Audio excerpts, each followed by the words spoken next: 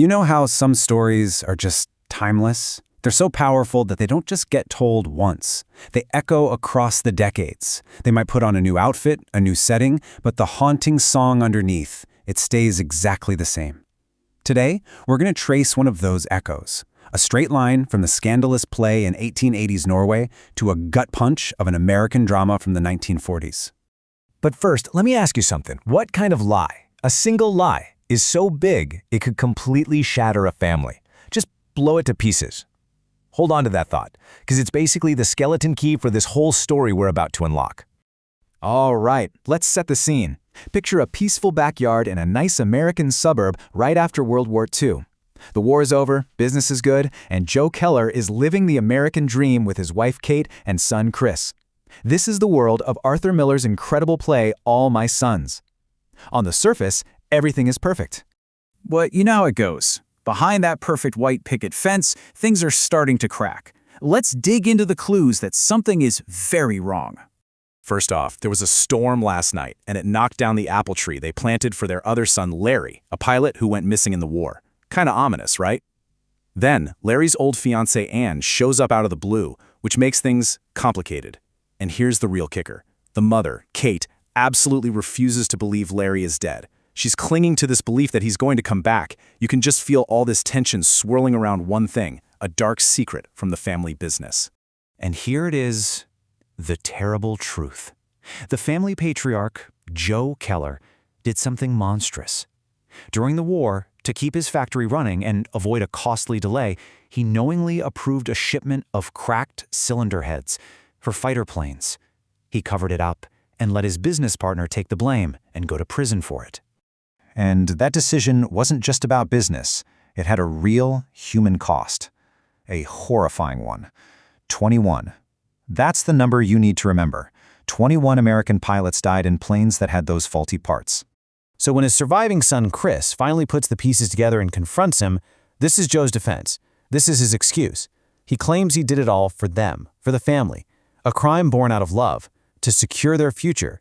And that's the central conflict, isn't it? What you owe your family versus what you owe the rest of the world. This is where the story gets really heavy. It stops being just a crime story and turns into a tragedy about what a father passes down to his children. And we're not talking about money or property, we're talking about sin.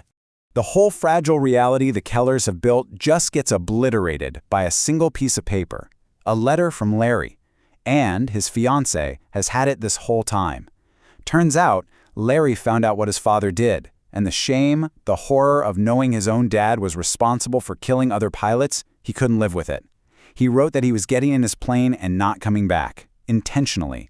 His mother's hope was a fantasy, and his father's crime had a price tag that was beyond anyone's worst nightmare. This line, from Chris to Joe, it's just devastating. It's the sound of a world breaking. In that 1 second, his father, his hero, is gone, replaced by a flawed, criminal man.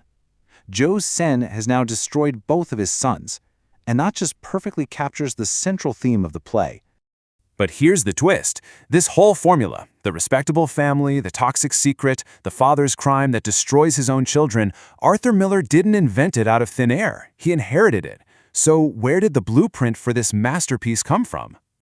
Well, for that, we have to jump in a time machine and go back to the 19th century to Norway. We need to meet this guy, Henrik Ibsen. He's called the father of modern realism, and for good reason. He completely changed the game of theater. See, before Ibsen, theater was often filled with big, over-the-top melodrama. Grand heroes and mustache-twirling villains. Ibsen dragged drama right into the living rooms of ordinary, middle-class people.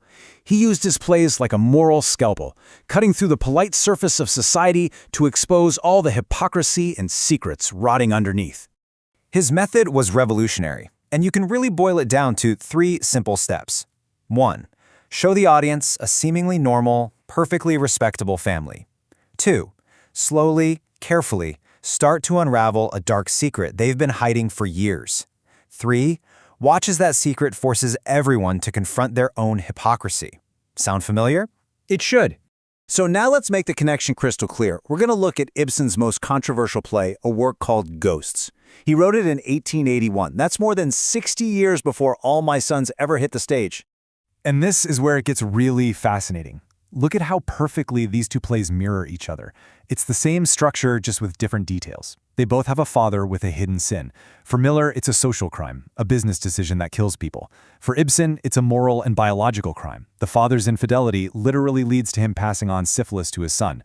But in both plays, the consequence is the same: absolute catastrophe for the next generation, leading to suicide or literal madness. To put it as simply as possible, both plays are about the exact same devastating idea. Miller just frames it in social terms, a father's crime against the public. Ibsen frames it in biological terms, a father's crime against his own bloodline. But the outcome?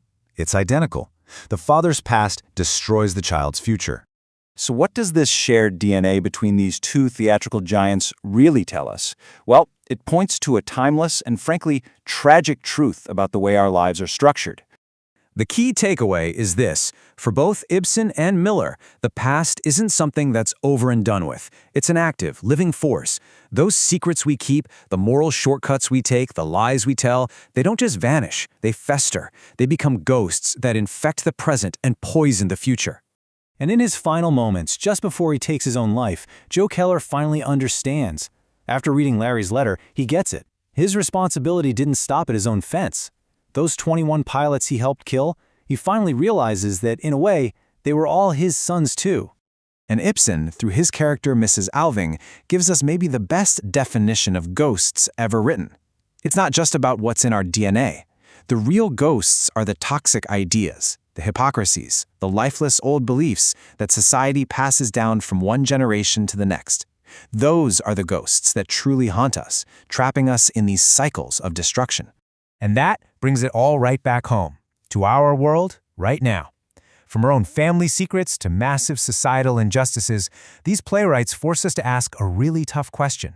If the sins of the past are never truly buried, what ghosts, what dead ideas and inherited consequences are still walking among us today?